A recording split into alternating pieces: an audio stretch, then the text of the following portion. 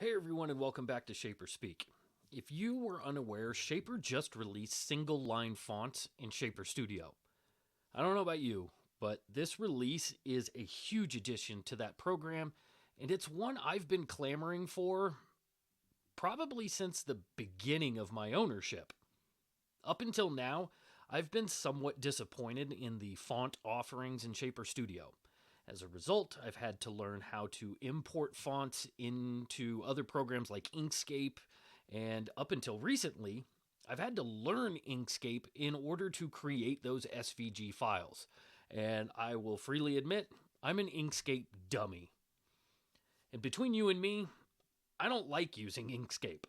Since Studio added the ability to upload SVG and DXF files, it has made my Inkscape experience a tiny bit better, but still having to use multiple programs for simple engravings has gotten tiresome.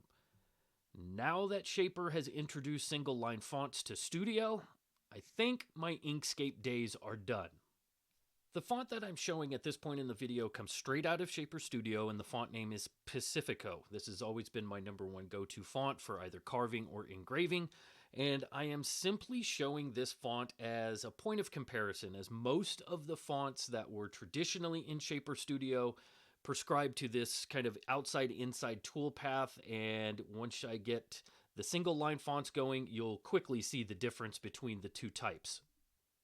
Right off the bat, let me point this out regarding these new single line fonts. They require specific start points and are not true single toolpaths. You'll see I wander from the guideline and had to start all over again at that tiny little blue dot to finish the engraving. These specific starting points, they took a little getting used to, and I also had to anticipate the path of the machine.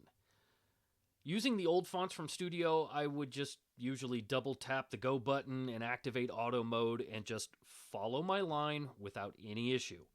But now with the single line fonts, that auto feature can be kind of a hindrance because each letter may have multiple starting points, and that is a lot of retracting and dropping the bit. And the clip that I'm showing here perfectly demonstrates that.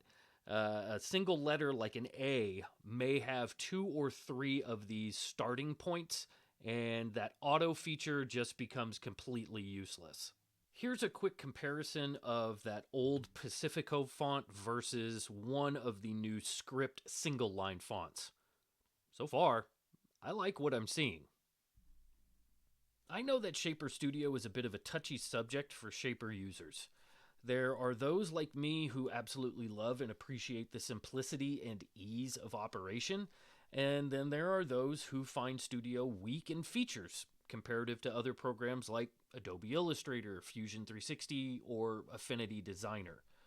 I make no value statements about your design software preferences, but regarding Studio, what Shaper is showing us is that they are willing to listen and are attempting to continue to make the software side of things into a better experience for their users. A simple addition like single line fonts may not seem like that big of a deal to you, but for me, this is a drastic improvement. I do hope that in the future Shaper continues to tweak how we go about engraving these single line toolpaths, and they find a way to make them a true single path, as this would be a huge addition to an already awesome feature. So I'll finish this comparison by showing the other two single line fonts now available in Shaper Studio and then showing you everything side by side. 3 new fonts? That's not too shabby. I also need to briefly mention that Shaper has also gone ahead and cleaned up how all of the fonts are organized, and as a result, the user experience is a bit less frustrating. Hope this video helps out in your Shaper lives. Thanks everybody for watching, and I'll see you in the next one.